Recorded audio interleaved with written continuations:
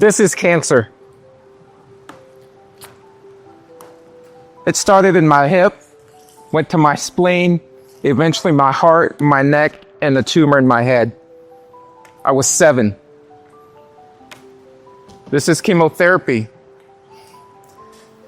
I would take it for 2.5 years as a 7-year-old kid till I was 9.5 years old. But this wasn't enough. That's 249 bottles of chemo that went into my body. So they decided to give me radiation. And let me tell you about radiation. They lay you in this flat bed, and then they run over here behind a wall with lots of lead and hit a button and zap you. Eventually, the radiation burned my entire body, which is why I've had 61 operations, 3 hip replacements, and spent 3.5 years of my life in a hospital. I've dealt with cancer since I was 7 years old. I turned 57 last month through the grace of God, but it's affected me. Yes, we got time. Go ahead. But it's affected me spiritually, physically, emotionally. I mean, physically, think about this. I was 7 and my little sister had to carry my books to class. 1st grade, 2nd grade, 3rd grade, 5th grade, 6th grade. My little sister's carrying my backpack because I weighed 55 pounds as a high school kid. Embarrassing physically. It's affected me emotionally, mentally. I remember on my 18th birthday, I was going to have my 27th operation. And I said, I've had enough. I just can't take it no more. I took my RX-7 down 410. I used to live by Marbach, about 10 miles from here. And I said, if I can just hit the wall, my pain would be over. I would do that again when I turned 33 and had my 3rd hip replaced. I just wanted the pain to end. It's affected me financially. I've had $10 million worth of surgery. I don't owe a nickel to anyone. That's through the grace of God. Sometimes we go through things. It could be cancer. It could be a loss of a child.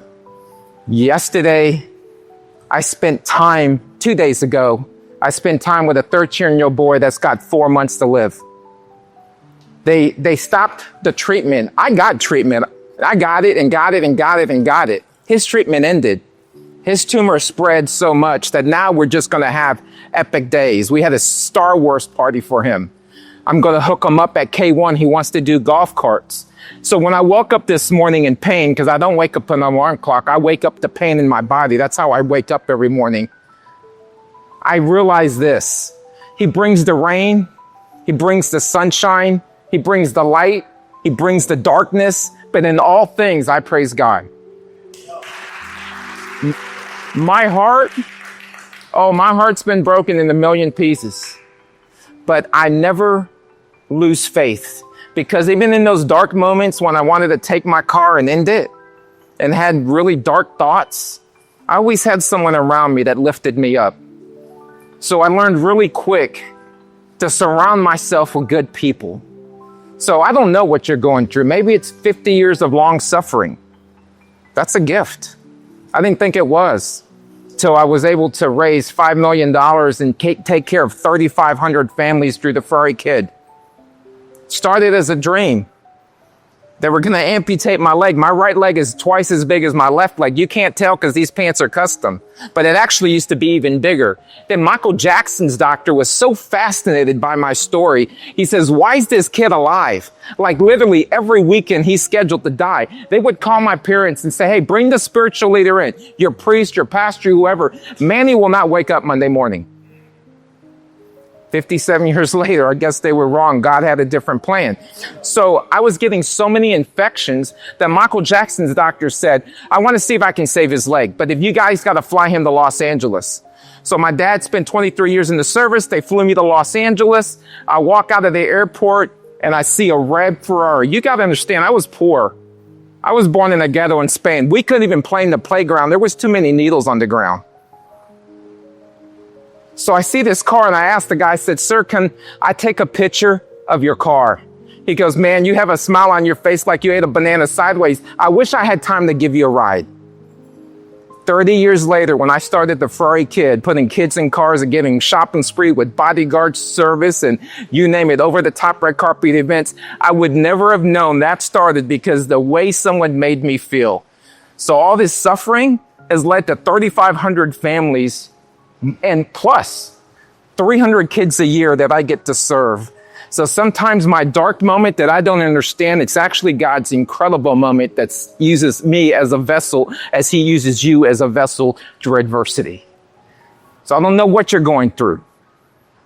To me, it was my cancer. To you, it could be something else, but it's not about categories because pain is pain.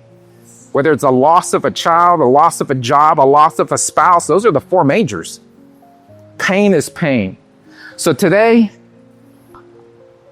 I want to be positive. Today, I'm going to answer some questions. And I want you to know, and I want you to leave this, and I'm going to change shirts real quick, is you matter.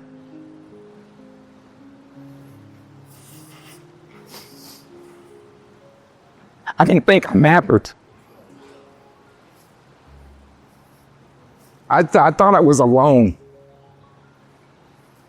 And then I realized when I joined a community of fellow believers that I matter.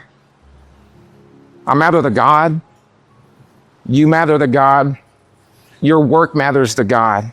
I don't care if you're putting kids in Ferraris. I don't care if you're landscaping my yard.